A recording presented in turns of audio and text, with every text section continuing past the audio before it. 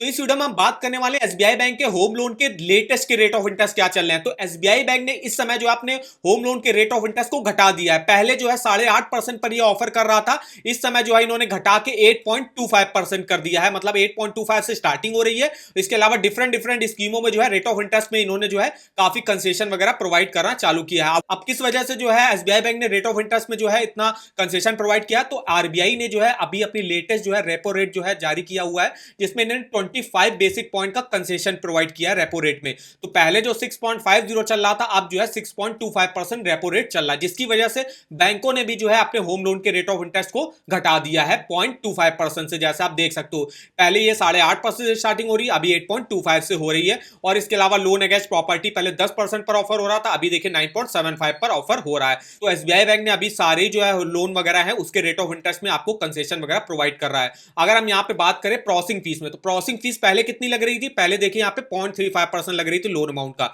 जैसे कि regular home loan हो गया। वही लोन अगेंस्ट प्रॉपर्टी में 1% लग रही थी लोन अमाउंट का। और जो गवर्नमेंट एम्प्लॉय उनके लिए पहले से ही प्रोसेसिंग फीस 0 थी। तो इन्होंने अभी क्या क्या करा हुआ है कि प्रोसेसिंग फीस में भी देखिए ये फ्लैट ले रहे हैं। मतलब होम लोन और अगर आप टॉपअप लोन लेते हो तो फ्लैट आपको 2500 रुपए की प्रोसेसिंग फीस देनी है, प्लस इस पे 18% की जीएसटी देनी है।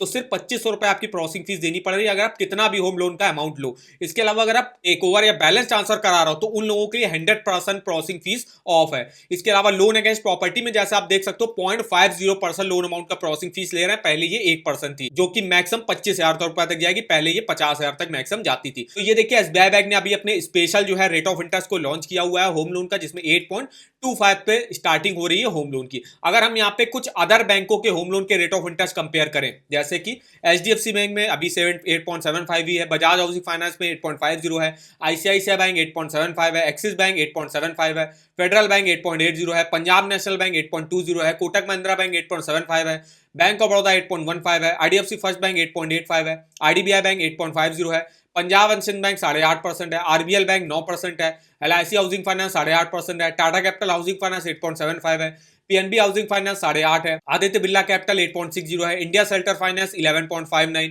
LNT finance 8.65, Godrej housing finance 8.55, home first finance 11.90, easy home finance 8.95, Piramal capital 9.50।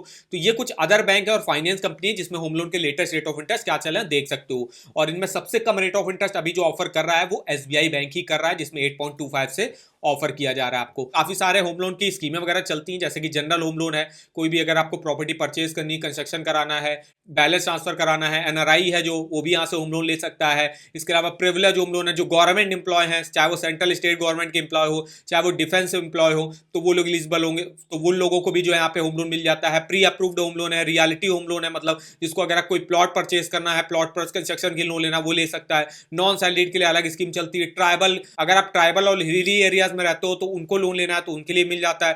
Personal loan against property मिल जाता है। अगर हम बात करें फीचर्स की, तो यहाँ पे हर कस्टमर वाइज जो है प्रोडक्ट को बनाया गया होम लोन के।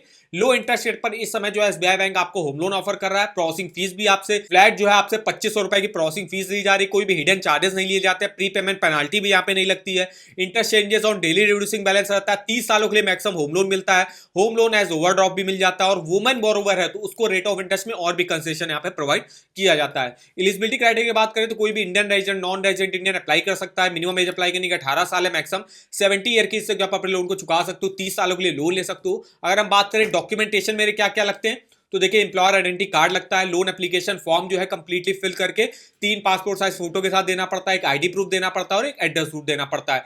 अकाउंट स्टेटमेंट की बात करें तो 6 मंथ का बैंक अकाउंट स्टेटमेंट देना, जितने भी आपके बैंक अकाउंट हो, चाहे वो सेविंग हो, सैलरी हो या करंट हो।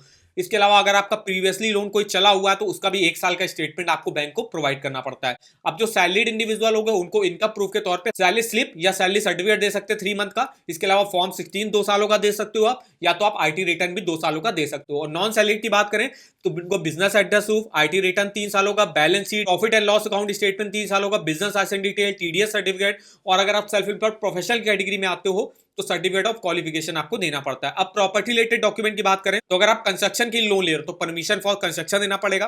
अगर आपको कोई प्लॉट वगैरह अलॉट हुआ है तो अलॉटमेंट लेटर हो गया या स्टैम्प एग्रीमेंट फॉर सेल हो गया, वो देना पड़ता है।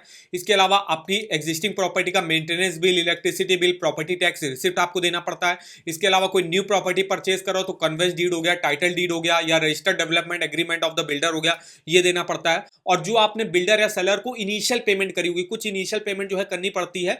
जैसे कि अगर आप मान लीजिए 80% तक लोन जो है एसबीआई बैंक प्रोवाइड करेगा मान लीजिए, तो 20% तो आपको अपनी तरफ से देना पड़ेगा। तो वो इनिशियल पेमेंट जो आपने करी होगी तो उसकी भी रिसिप्ट आपको बैंक को प्रोवाइड करनी पड़ती है। तो ये कुछ डॉक्यूमेंट लगते हैं एसबीआई बैंक से होम लोन लेने के लिए। अब हम यहाँ पे देख लेते हैं अगर आपको ईएमआई वगैरह कैलकुलेट करना कैसे कर सकते हो। तो सिंपली आपको आना है अपने ईएमआई कैलकुलेटर पे, यहाँ पे आप home loan, personal loan, car loan किसी का भी मंथली ईएमआई कैलकुलेट करके देख सकते हो। मान लीजिए मुझे 10 लाख का होम लोन लेना है एसबीआई बैंक से और एसबीआई बैंक में इस समय रेट ऑफ इंटरेस्ट ऑफर किया जा रहा है 8.25।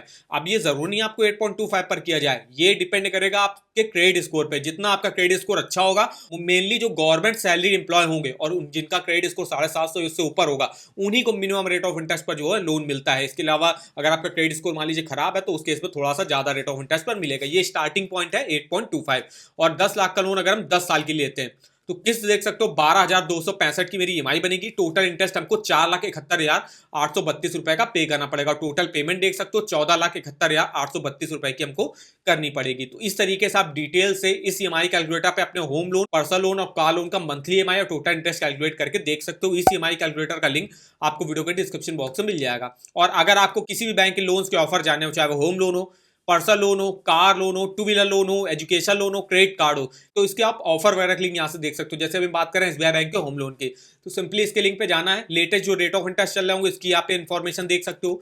इसके अलावा इसके फीचर्स, बेनिफिट हो गया, एलिजिबिलिटी डॉक्यूमेंट हो गया, जो जो स्कीमें एसबीआई बैंक में चल रही है उन सब के बारे में इंफॉर्मेशन यहाँ से देख सकते हो। तो इस वेबसाइट का भी लिंक आपको वीडियो के डिस्क्रिप्शन बॉक्स में मिल जाएगा, एक बार जाके जरूर चेकआउट करेगा। और आगे हमको कमेंट करके बता सकते हो किस अदर बैंक के होम लोन के बारे में आप हमसे इंफॉर्मेशन लेना चाहते हो, तो उसका नाम लिख के और कितने लाख का आपको लोन अमाउंट लेना लिख के हमारे इस वीडियो के कमेंट बॉक्स में कमेंट कर सकते हो। तो हम उसका भी जो है नेक्स्ट में आपको वीडियो प्रोवाइड कर देंगे बना के। वीडियो अगर आपको हमारा इन्फॉर्मेटिव लगा होगा, वीडियो को एक लाइक कर दीजिएगा। चैनल पर हो तो चैनल को सब्सक्राइब कर दीजिएगा। तो आज की इस वीडियो में बस इतना ही, तो मिलता है नेक्स्ट वीडियो में, तब तक के लिए धन्यवाद।